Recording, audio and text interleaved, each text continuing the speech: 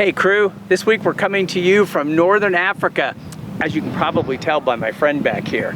Tunisia to be exact, and this week we're going to take you on a tour that ranges from an ancient Roman Colosseum to a galaxy far, far away. Join us for a whirlwind tour in 36 hours of the top gems of Tunisia, and yes, there will be more camels. Crew's sleepy this morning.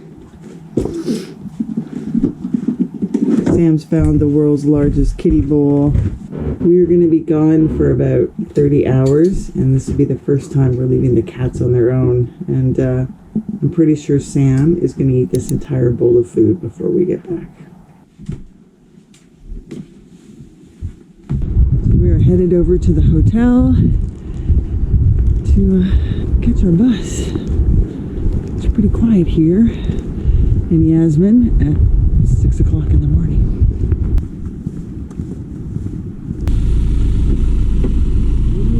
Bonjour. We're on the Sahara tour. Yes. Okay, perfect. As the sun rises, we pass thousands of olive trees planted throughout the countryside. Olive production dates back thousands of years and continues to play a vital role in Tunisia's economy, as they cover about a third of the country's arable land. Fun fact, all the olives in Tunisia are picked by hand. No machinery is used during the harvest. Our first stop will be 140 kilometers south of the marina to the city of Ghim to visit one of many Roman ruins here in Tunisia. Welcome to Ghim, and there's one thing that this place is famous for, and it's pretty spectacular.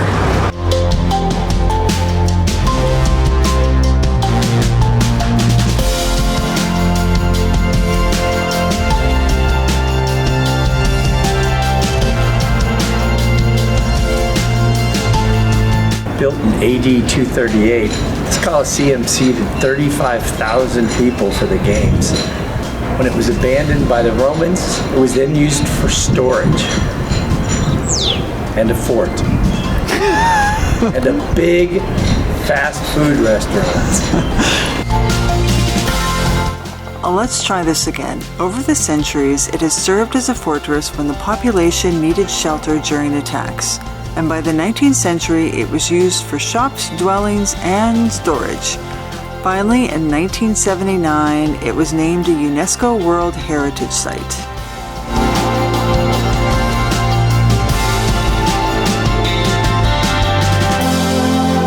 The walls of the arena were actually covered in marble so that the lions couldn't climb up and get to the spectators. We're gonna go see where they house the gladiators, the slaves, and the lions.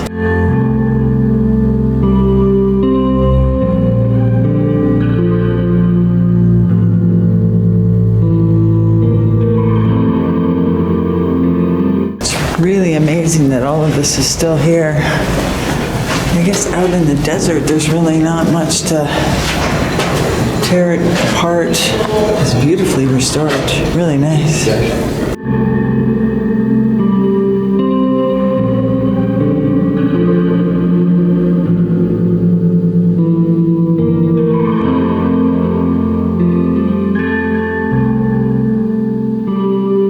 We've toured this in Ghim. Now we're on to our next stop. Of course, we gotta get down all these stairs.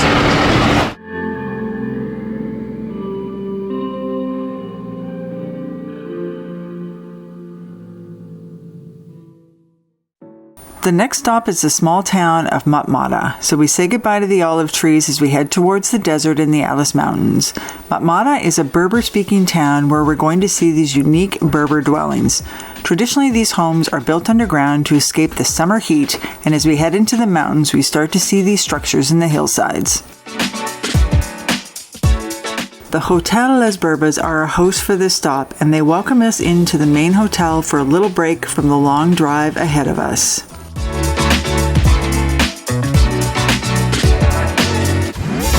Now it's time to enjoy lunch as they serve us the traditional brick to start, followed by, of course, couscous.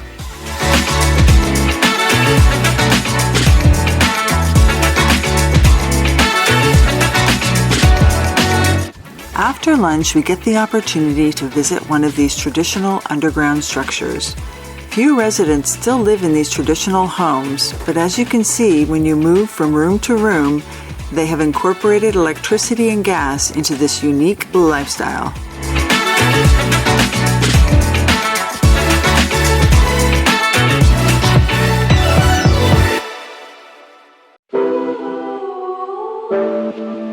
We say goodbye to the mountains and start our trek west. From El Ghim to Matmata and finally to Duz, we will cover over 350 kilometers. The crew settles in for the rest of the drive, and soon we'll be at the entrance of the Sahara Desert.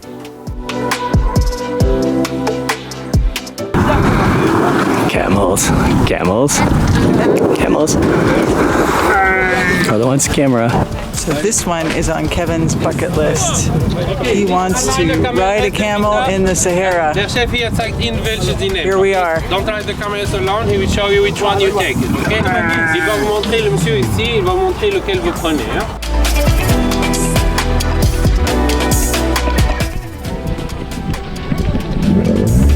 Hey buddy, how's it going? Yeah, I know exactly how you feel.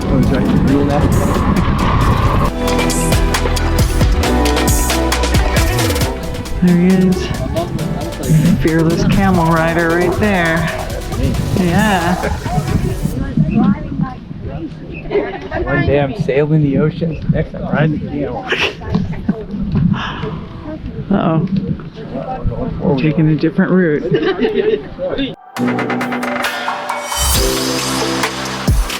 Kevin's camel's got huge feet, man. Check those things out. They're like massive.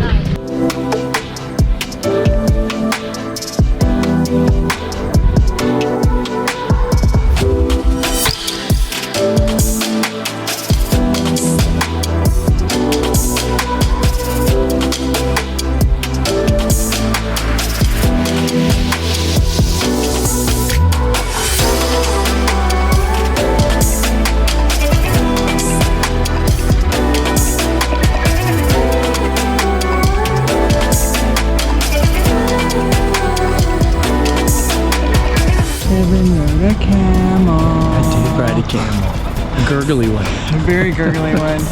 It was like a little like, get him in, get him on, get him out, get him back. But the usual. It was fun. That was wicked fun. That was good. We are done for the day. So we're going to go to sleep because tomorrow morning, what time do we have to wake up? Well, breakfast is served at 4:30. 4:30. 4:30 for breakfast. So it's So, going to be an early day as we go to see the Star Wars set tomorrow. yeah, so sun sets down, maybe some grub, and then some sleep. Luke, I'm your father. You get me? Yeah. All right, day 2. We are loading up at Dark 30 here and heading out into the desert to watch the sunrise over the salt flats and then take off on some 4x4s. So let's check it out. I think this is huge, cheery in the morning for most people. He is fun.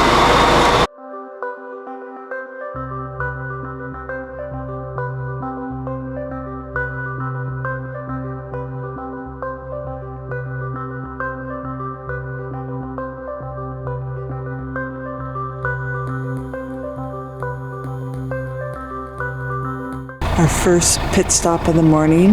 We are in Chott, Djerid. I hope I'm pronouncing that right. Literally the bus is just parked on the side of the road. But we're here to see the sun rise over this massive salt lake. The history behind it is the tectonic plates moved and this separated this area from the Mediterranean Sea, leaving the salt and the sand.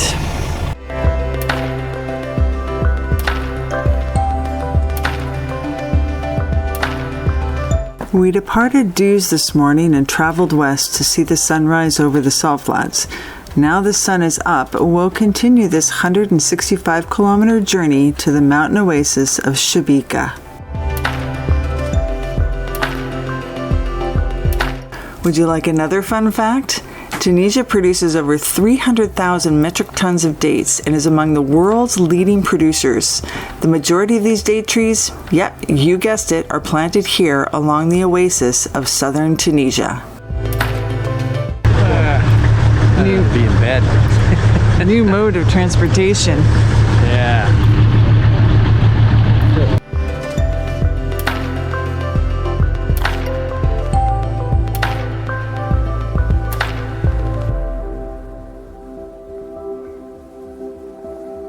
Welcome to Chebika. The small town was a Roman outpost and then became a small Berber town, which was abandoned in 1969 after a catastrophic flood killed more than 400 people.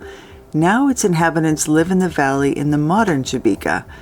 This area still utilizes the water from the oasis for the new village, production of dates, and you guessed it, tourism.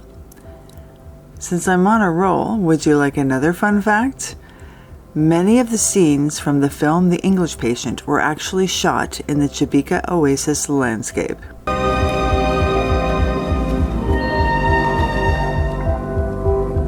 We have hiked up and now we are heading down into the mountain to discover this unique and beautiful water source for the valley. Soon, we're surrounded by towering palm trees and the tranquil spring waters.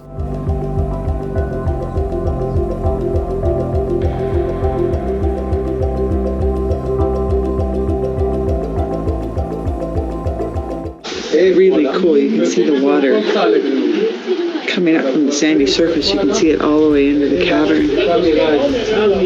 Very cool. Yeah. It's official. We've seen an oasis. That's right. Amazing. It's really I could build a house here. A yurt would be really nice. This is where I can put my yurt.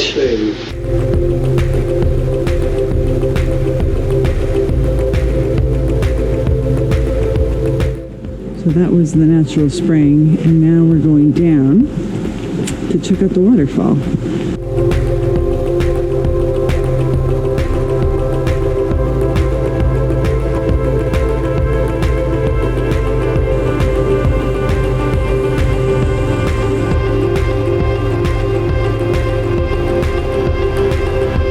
They divert all of this water for agriculture, so that's why you can see all the palm trees further down. And did I mention there's a whole bunch of tourist stuff here too? I'm just trying to take video without it. Here we go. Instagram life, not reality.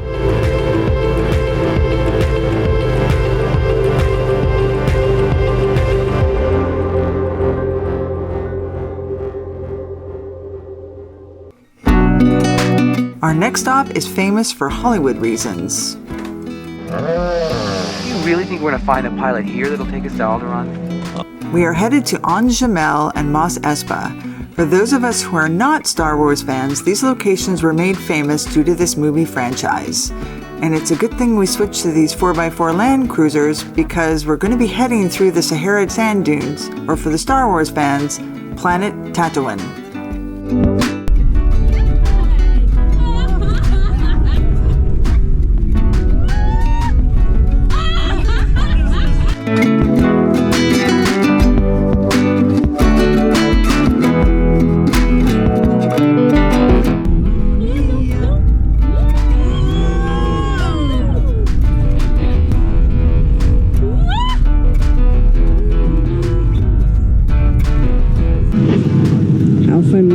That was so cool. That was so cool. Let's do it again.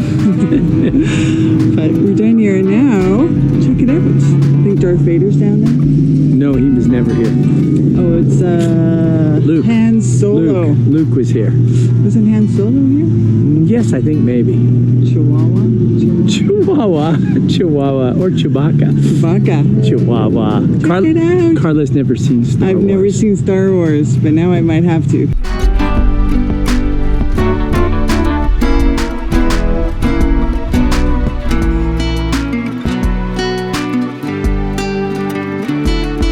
We only have 10 minutes here, and actually most of these are empty. These movie sets. Yeah, but for being, what, 50 years old? Almost, yeah. Held up pretty well in the desert. 77. Right? They repurposed them. Yeah. That one looks like it's a home for a camel. It is. I know.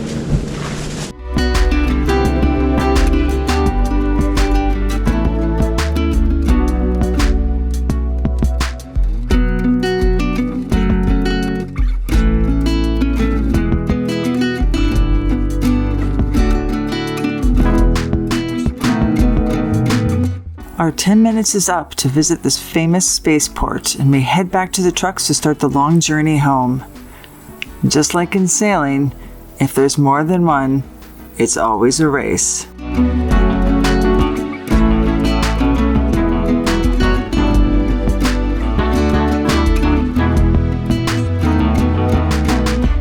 Includes our 4x4 tour. The guys are taking the trucks, and we're going to get back on the bus.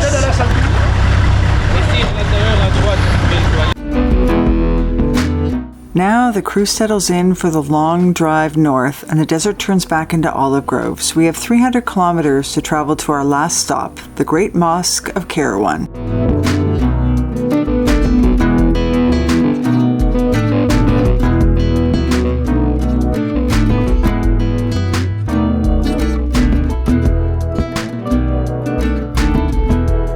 This mosque behind me is the largest and the oldest here in Tunisia, built in the 600s.